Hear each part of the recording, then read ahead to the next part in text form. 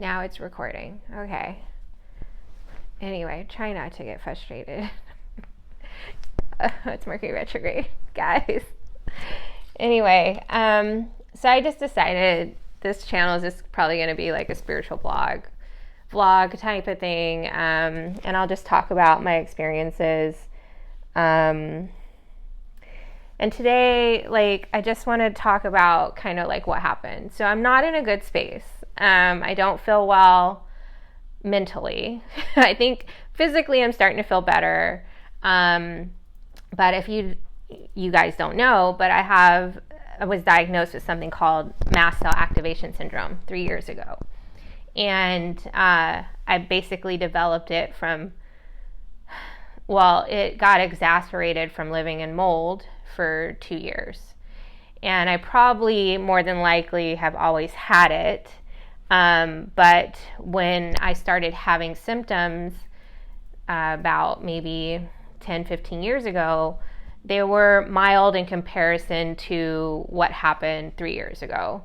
And when I went to the doctors 10, 15 years ago, this was not popular. It's still not easily diagnosed for people.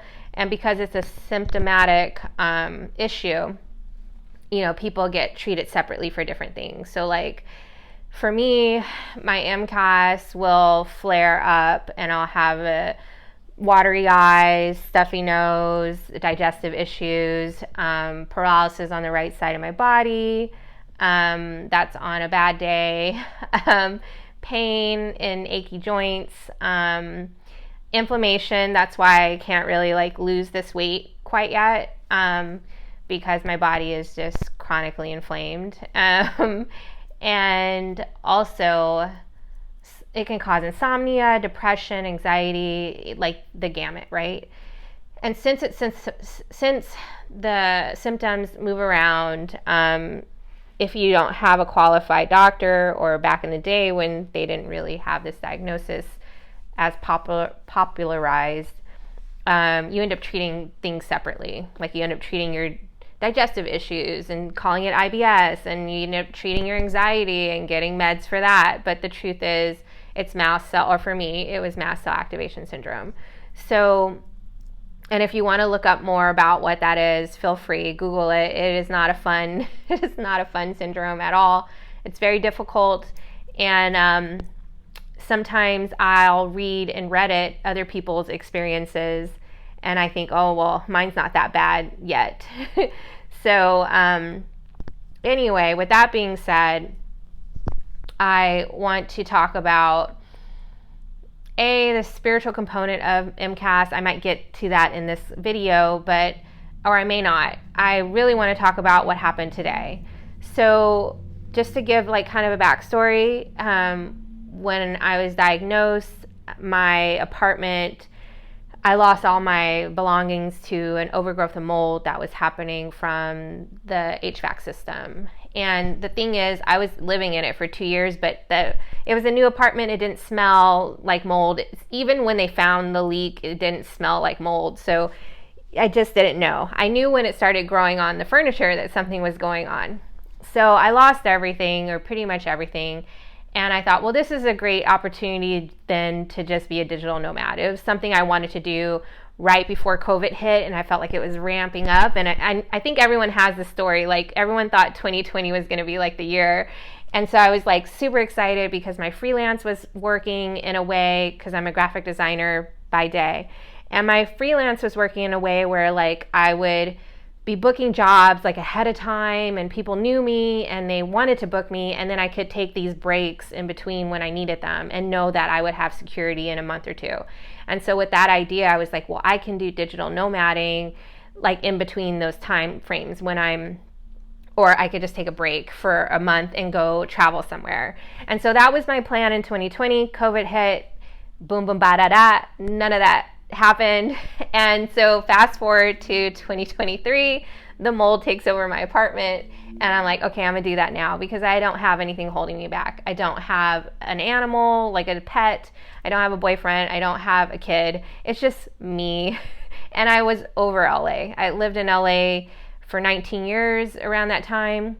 And it was just exhausting for me. And I think on a spiritual level, there was a lot opening up for all of us who are on that path. And I think our sensitivity to, environments that don't have an open heart was really reactive. And for me, it was difficult to be in LA because I just felt like suffocated, and I felt like I couldn't connect with people because no one was present, right? No one was connecting with their heart. And you get like one or two people occasionally, but like honestly, for me to function well, I need it every day. I need every interaction to be a heart-centered interaction.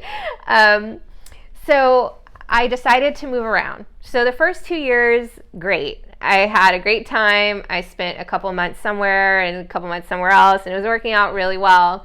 And my MCAS was still flaring the whole time. It just wasn't it was healing, but it wasn't in full remission, and I still had symptoms daily.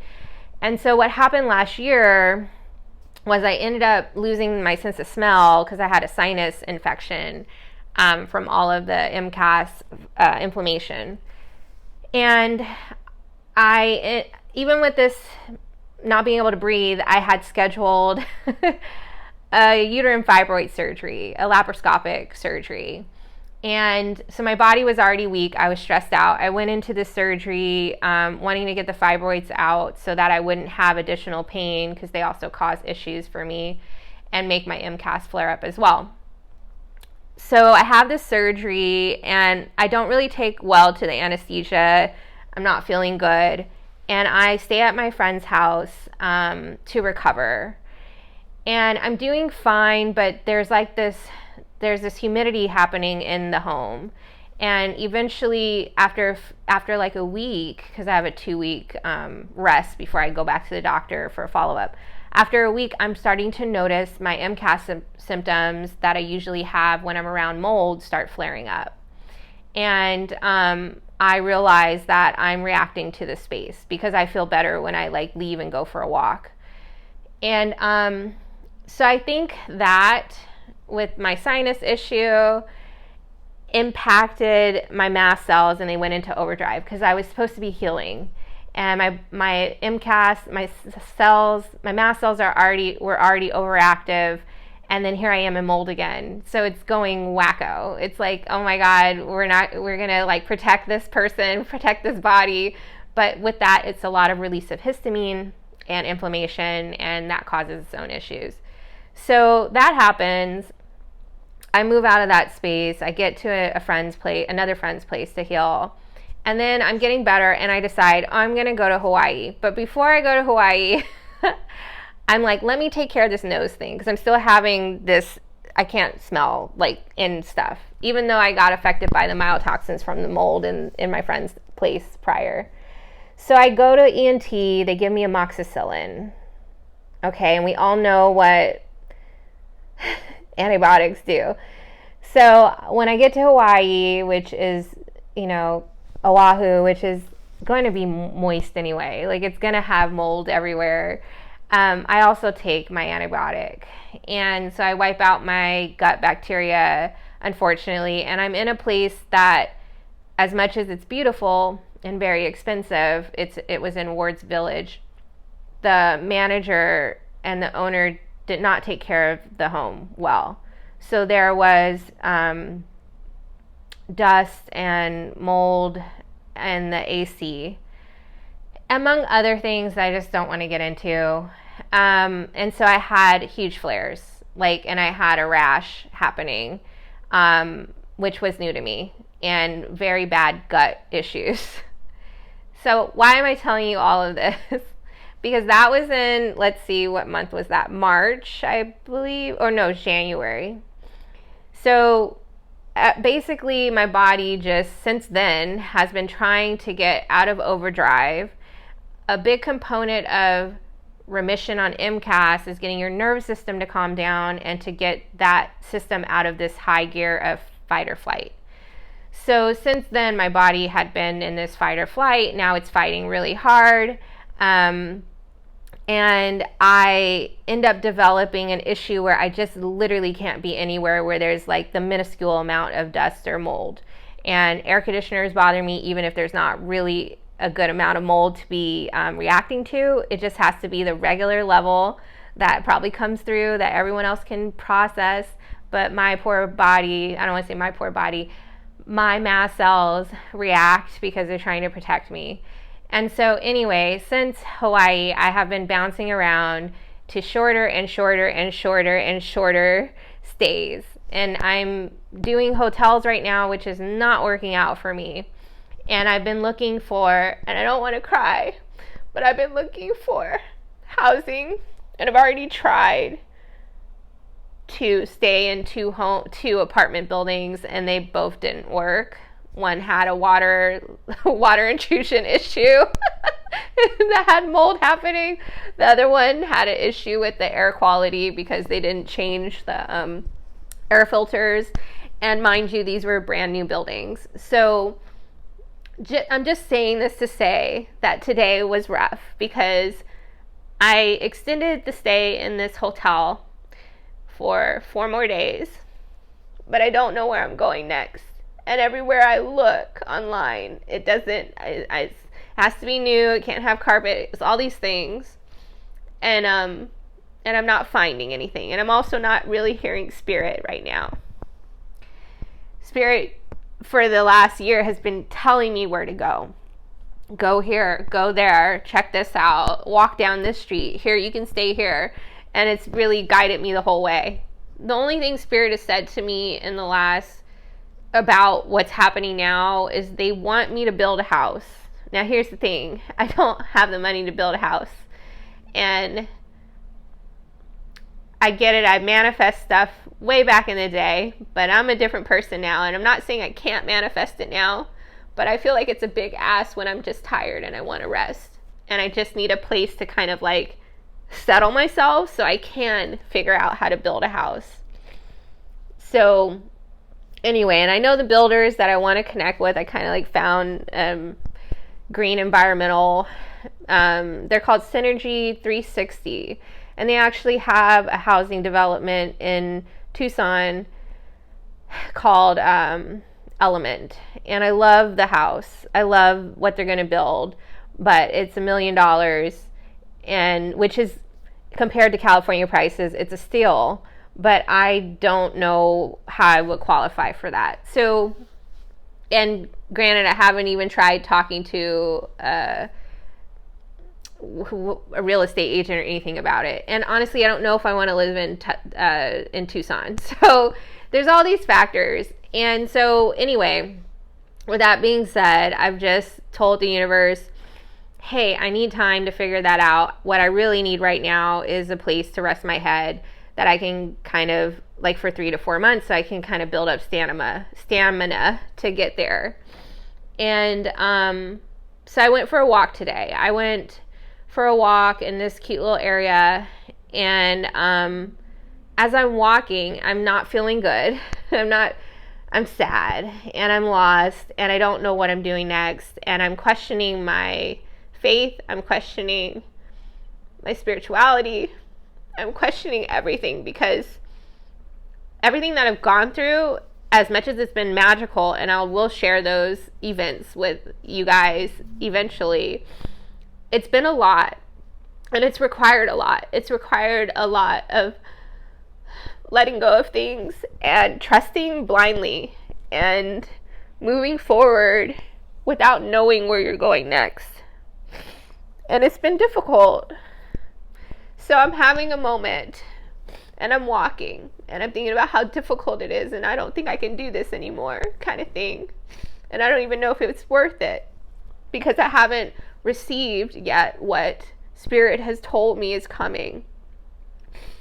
And I see this older man down the street, and he's wearing these big black glasses, and he has a walking cane, so I'm assuming he's blind. And I'm like, okay, I'm just gonna, walk over to the side so he doesn't have to move over. And when I approach him, he's like, hey, how are you doing today? And I was like, oh, I'm doing good. And he goes, isn't it a great day? And I said, yes. And he says, what are you doing here? And so then we just start having this conversation. I was like, oh, I was down in the village. I had lunch. I thought I'd take a walk in the neighborhood. I ended up over here. And he's like, oh, isn't it beautiful? I moved here 2 years ago. And he's like, this is our home right here. And we're having this long conversation, and he tells me how he ended up, he was from Scotland, how he ended up in the United States, and how he met his wife. And he met her on vacation, and he enjoyed spending time with her so much that when he returned to Scotland, he decided he had to come back to America to marry her. And so they did that. Now, what I want to share in this is that he ends up starting to talk about God and talking about how God, the creator, creates everything, and isn't it beautiful? And that the creator loves all of us, and that the creator is with us. And I'm feeling like, okay, universe is weird because they're always sending me, I mean, it's great, isn't that beautiful? But it's also like, what? Like how out of all the people to run into on this random walk that I'm taking, I meet this man who's blind that is telling me that God loves me, and he loves him, and God loves everyone. And he basically wraps up the whole thing by saying, if I ever need anything, just to knock on their door, him and his wife's door. And he snuck in there too that his wife was an architect. Now, I did not mention anything about what's going on in my situation. And he says, when I asked him how he met his wife, he started off with, well, she's an architect, which is interesting because it didn't make any sense to me to bring it up, but I guess Spirit wanted me to know. So I just thought it was pretty amazing that at my lowest point, the universe, Spirit, God, co-creator, the creator, brings someone in this puzzle piece to help reinstate my faith. Because he was like, you just have to keep your faith. And he said this greeting that I guess they say in Scotland, which I can't remember right now. I have to Google it and find out. But it was like basically a blessing to make sure that whatever travels you're doing, wherever you're going, you're protected and God's looking over you. And so I thought I'd just share that because I was at my lowest. I was feeling very isolated, and here we go. Another sign, another signal, another person. And now lately it's been people, to be honest. Before it was just signs. Now universe is sending me people to remind me not to give up. So anyway, that's the story for today. And I just thought it was pretty amazing. He was this older man in his 70s, and his wife is also in her 70s. And he was like, it's so beautiful today, isn't it? Like, look at it. And I was like, yeah, it is. And he asked me about my name and where I've been and all this stuff. So, it was just a beautiful moment and a good reminder that I'm not alone, and Spirit is still walking with me and guiding me, even if I feel like I don't know what's happening next. So I hope this chat, even though it's not the funnest, the bubbliest, the version of me that you may know in the past, I hope it's helpful. And I'm going to try to settle my emotions. It's also just a lot of planet stuff happening. There's like Chiron in my sign. There's Mercury retrograde. There's all this stuff happening. So there's a lot of cleansing. Anyway, I'm going to sign off now. So many blessings, and we'll talk soon.